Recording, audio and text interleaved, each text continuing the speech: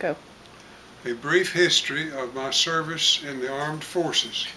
On December the 7th, 1941, some friends and I were out riding in the country when we heard on the car radio that Pearl Harbor had been bombed by the Japanese.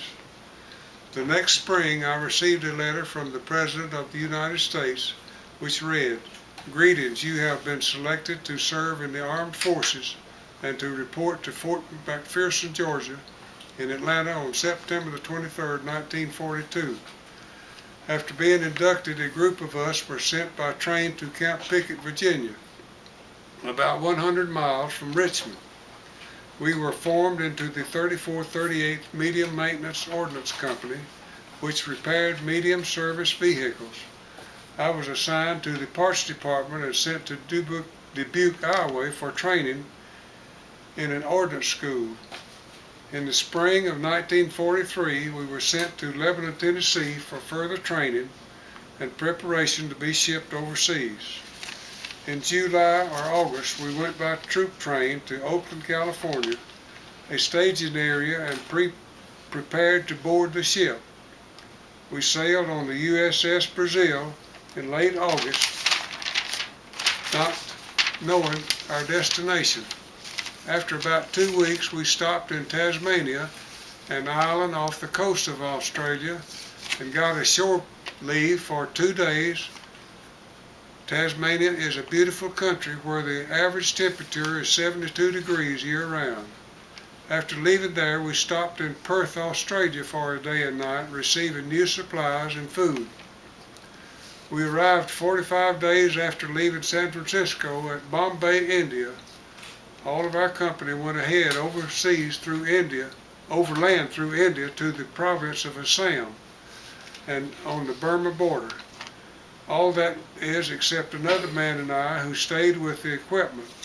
We rode in and on boxcars and on the top of open cars through some of the most dense jungle I have ever seen. We had very little sea rations to eat, and we got water from the train engine to make coffee because it had been boiled and was safe to drink. The day we arrived in Assam to join our outfit, we were housed in some large tin building, and that night our bed began to move and the building rattled, and we thought the world was coming to an end. Someone yelled for us to get out of the building. It was an earthquake. Fortunately, none of our men were hurt. Our camp was in an old junkyard and was full of cars and trucks which had been damaged and abandoned. Our men were good mechanics and repaired many of the vehicles. I had a left-hand drive 1936 Ford car which we used to secure supplies and clothing. I had been transferred from the Parts Department to be the supply sergeant for our company. Our time in India was almost routine except for a few bombing raids close by. One time they came close enough for us to get in foxholes, but no one was hurt. Some of our men made an ice machine, which was a luxury in India, and we were able to have cold drinks until some superior officer became jealous and we had to stop making ice for anyone. One time we moved into an area with thick bamboo, and it had to be cleared before we could pitch our tents. There were monkeys all around us, and the rumor was that if you killed any of the one, you would never leave India. That was not true, because the only man who ever killed a monkey was the first one to be sent home. After the war was over, we traveled to Karachi, where we shipped out in the Atlantic Ocean back through the Suez Canal to New York.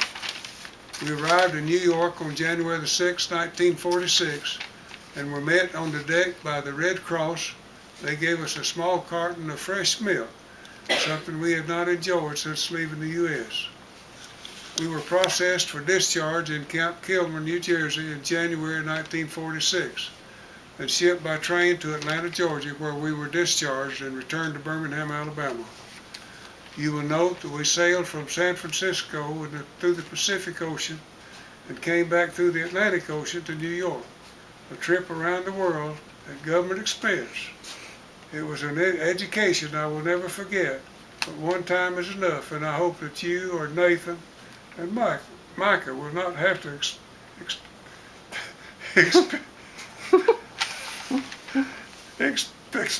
Experience?